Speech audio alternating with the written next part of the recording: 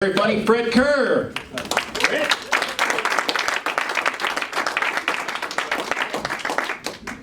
Thanks, Matt. You know, it's hard to believe, folks, that it's only been 11 years since the world welcomed America's first black president. Disappointingly, today, people are trying to remove another great political pioneer, America's first orange president.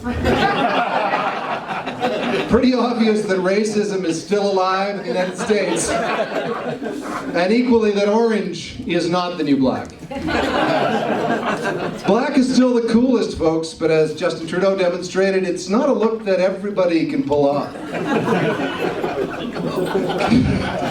just gonna let that sit there, marinate a bit. You know, Canada being led by Justin is a lot like the entire country showed up to a gunfight, armed only with a selfie stick. This talent-free moron is our Prime Minister again because the people of Toronto think he's just so good-looking.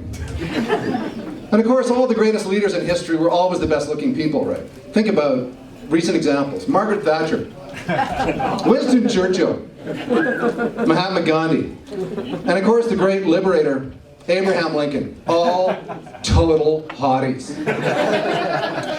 I took my kids to Justin's hometown, took them to a restaurant. They really fell in love with the poutine, the way they serve it in Quebec, because the traditional Quebecois style of poutine comes to you in a paper bag, wrapped in a paper bag. It's just been lovingly stuffed full of Alberta cash.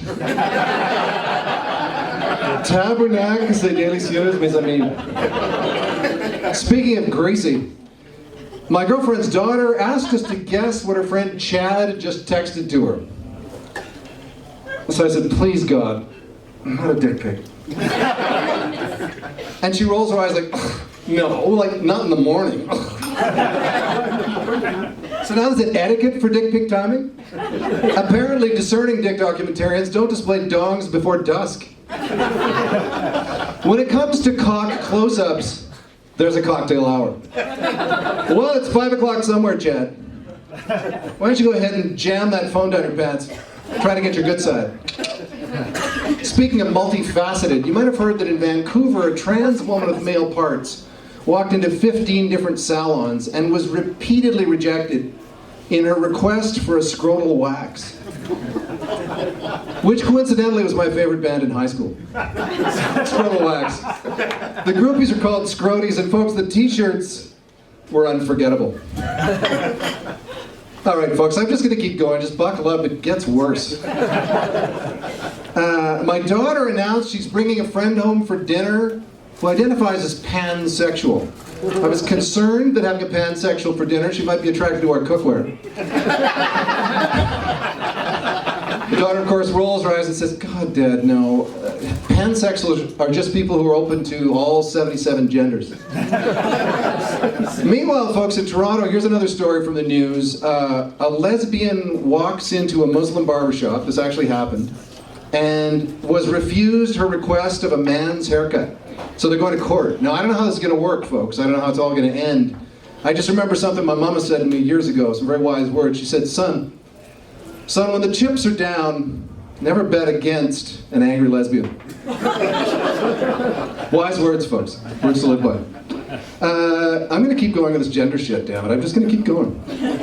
So, recently, a feminist play called The Vagina Monologues has been banned on college campuses for excluding women who don't have vaginas.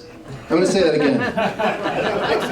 20 years ago, a woman writes an award-winning play about vaginas. It's now being banned for allegedly dissing women who don't have them. Folks, I'm no statistician. I always assumed that women without vaginas were a pretty small group. A pretty tight demographic, if you will. But somehow, in this age of trans rights, schools are now starting to teach that everybody can have a period. Absolutely anybody can menstruate. I'm going to make a confession, folks. I felt we've become closer tonight. I want to confess something to you. In less progressive times when I was growing up, and I'm talking about the 1870s now, millions of boys like me were denied this basic human right to menstruate. We were robbed. Anyone else feels cheated, come sign our petition after the show.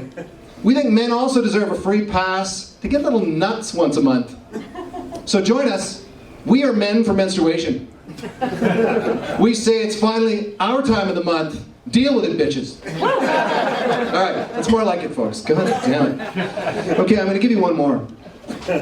Speaking of bitchy, anybody hear what happened to the Tim Hortons in Langley, BC? Anybody hear about this? I can reenact it for you, don't worry. A woman storms into the Tim Hortons in Langley, demands to use the washroom so rudely that the staff refuses. So to retaliate, she takes a dump on the floor and flings it at them. Yeah, true story. Now, fortunately for all of us, folks, the video of Tiger Trixie's testy, turd-tossing tirade at Tim's, it went viral. And when you watch that clip, as I urge you to do, respect this woman's talent. Because in 8 seconds, she extrudes this log. She clips her off like a cigar cutter. And she just launches the thing. And folks, I know as Calgarians, we've all seen pro cowboys achieve a lot less in 8 seconds. At the greatest outdoor show on earth.